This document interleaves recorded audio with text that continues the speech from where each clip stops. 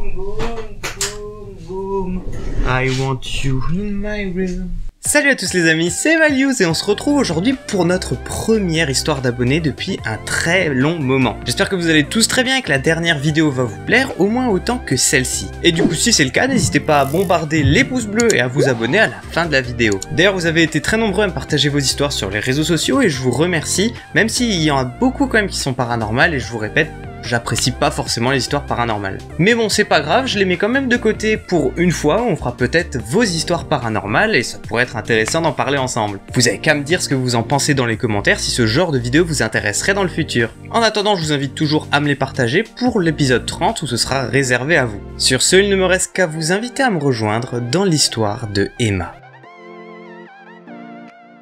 Emma nous partage l'expérience qu'elle a vécue du 1er mars au 8 mars 2020. Emma a alors 19 ans et elle décide d'emménager à Mulhouse à l'annonce du confinement. Alors elle prend sa petite voiture, elle charge toutes ses affaires dedans et elle se tape le trajet, tranquille, il se passe rien, elle arrive chez elle et elle passe une nuit dans son nouvel appartement. C'est le lendemain que tout commence. Alors qu'elle sortait de chez elle pour aller acheter des fournitures pour commencer à emménager, elle se fait interpeller en sortant de chez elle par un homme. Il s'annonce comme étant son voisin et s'appelle Gökhan. Il aurait apparemment 30 ans et il aimerait bien faire sa connaissance. Emma n'a rien contre ça mais elle lui explique qu'elle vient juste d'emménager et qu'il faut qu'elle aille vite faire ses courses avant que le magasin ferme et parce qu'elle a pas envie de traîner tout simplement. Cet homme insiste et essaye directement de lui poser des questions qui paraissent très personnelles. Est-ce que tu as un copain? Est-ce que tu vis seul? Alors Emma ne se laisse pas démonter et lui dit que ces questions sont trop personnelles, que ça ne le regarde pas et qu'il faut vraiment qu'elle y aille. Alors elle se carapate et elle ne le voit plus de la journée. On est maintenant le 3 mars. Emma a complètement oublié cette histoire de la veille, se dit que c'était un mec un petit peu relou et qu'elle va passer à autre chose. Mais alors qu'elle sort de chez elle pour aller s'acheter à manger, elle recroise ce même homme, en bas de chez elle. Il la suit du regard et lorsqu'elle passe devant lui, il essaye de lui mettre une main aux fesses. Désemparée et un peu sous le choc, Emma ne sait pas comment réagir alors elle monte se réfugier chez elle. Et sous l'emprise de la colère, elle prend la première chose qui lui passe par la main, à savoir un verre, et vient le jeter par la fenêtre sur la voiture de Gökhan. Elle referme ensuite la fenêtre sans attendre la moindre réponse. Elle a finalement passé toute la journée à l'intérieur, mais le soir, aux alentours de 1h du matin, elle se fait réveiller par la sonnerie de son appartement. À savoir qu'il y a deux portes qui la séparent de l'extérieur, la porte de son appartement au premier étage et la porte en bas de l'immeuble qu'il faut ouvrir avec un interphone. Emma regarde donc par la fenêtre et découvre encore une fois ce même homme appuyant frénétiquement sur la sonnette. Elle lui hurle dessus d'arrêter, ce à quoi il ne répond même pas et lui demande son numéro de téléphone. Emma, c'est la dernière des choses qu'elle ait envie que cette personne ait son numéro, alors elle lui répond qu'elle a uniquement un portable pour le boulot et donc elle ne donne ce numéro qu'aux personnes avec qui elle travaille. Elle est assez étonnée de voir qu'il a accepté cette phrase et qu'il est parti. Alors, gros soulagement, elle retourne se coucher et elle s'attend à passer une très bonne nuit. Mais c'est à peine 1 heure plus tard que la sonnette de son appartement vient retentir à nouveau. Cette fois, elle se lève d'un pas déterminé et repasse à la fenêtre pour lui dire qu'il a intérêt d'arrêter car si elle descend, ça ne se passerait pas bien pour lui. Pour le coup, gros coup de pression, mais qui fonctionne. Il s'en va, elle retourne se coucher et tout se passe bien pour le reste de la nuit. Ça fait maintenant 4 jours que Emma a emménagé et elle continue de construire ses meubles, taper son meilleur emménagement. Alors qu'elle était en plein travaux, elle commence à recevoir un SMS, 2 SMS.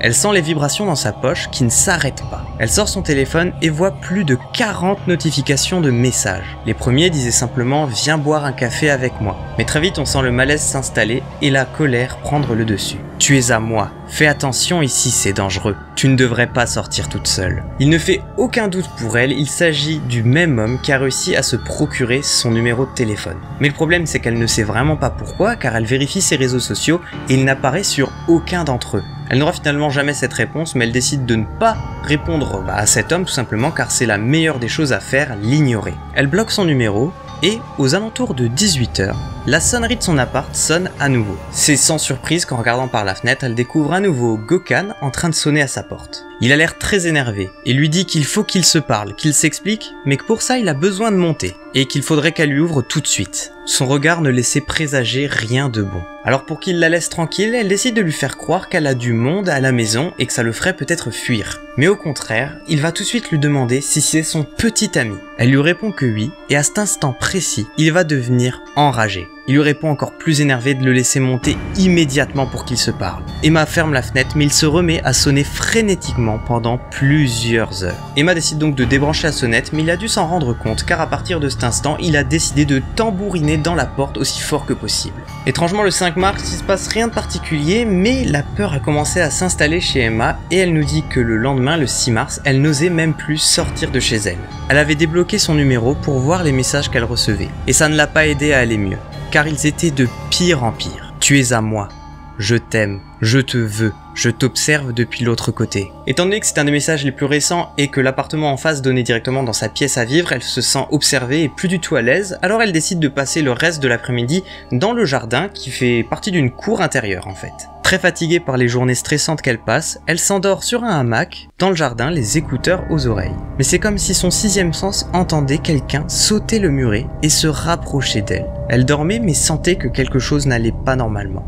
Alors elle ouvre les yeux, et c'est avec stupeur qu'elle découvre cet homme juste en face d'elle, la fixant alors qu'elle était en train de dormir. Il essaye de baragouiner quelque chose, mais elle est sous le choc et elle hurle et lui dit qu'il a intérêt de partir tout de suite, sinon elle appelait la police car c'était une propriété privée. Comme si évoquer la police lui avait fait vraiment peur, il décide de partir aussi vite sans adresser le moindre mot. Mais en enjambant le muret par lequel il était venu, il lui adresse un regard qui lui a glacé le sang. Elle sentait toute la menace peser à l'intérieur de ses yeux. Nous arrivons donc au soir du 8 mars. Emma est partie se coucher vers 21 h et s'endort comme un loir. Alors qu'elle dormait d'un sommeil très profond, elle ne sait pas pourquoi, mais encore une fois, une intuition lui fait sentir que quelque chose ne va pas. Et c'est aux alentours de 3 h du matin qu'elle se fait réveiller par un bruit. C'était un bruit sourd et soudain. En y réfléchissant, c'était comme si du verre venait de se briser. Ça l'a tout de suite inquiétée car la porte arrière qui donne sur le jardin est à moitié en verre. Elle essaye de se raisonner en se disant que ça ne peut pas être ça, mais intérieurement, elle a le sentiment que quelque chose ne va pas. Alors elle va vérifier toutes les serrures de son appartement et toutes les fenêtres. Mais alors qu'elle arrive au niveau de sa porte d'entrée, elle entend des bruits de pas dans l'escalier.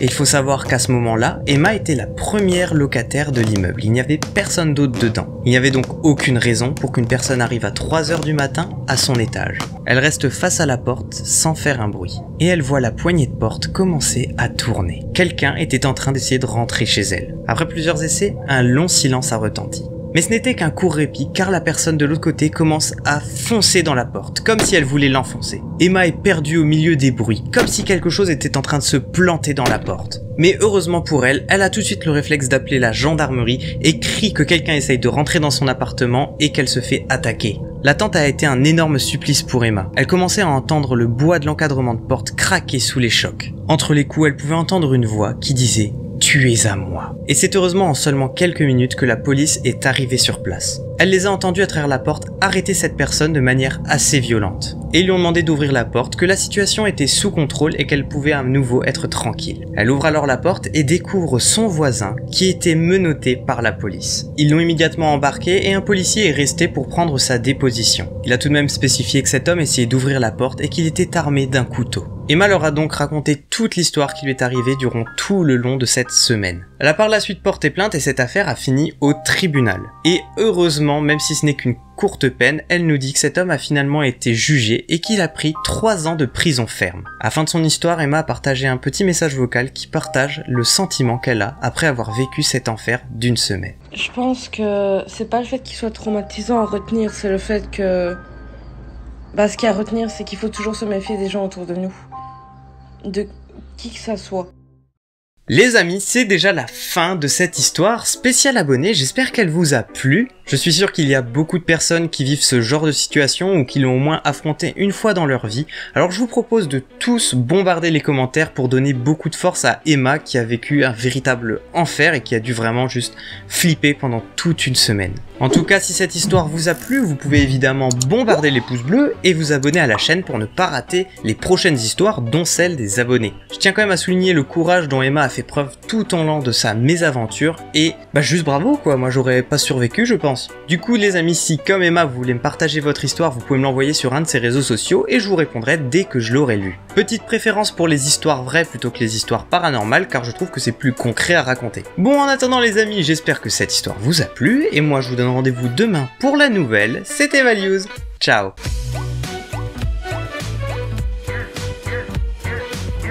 Alors pour essayer... Sachant que c'était un des messages les plus récents et que de l'autre côté de la rue, il avait Biel. Elle reste face à la porte. Ah non, Kali, tu peux pas faire waf. Blablabla.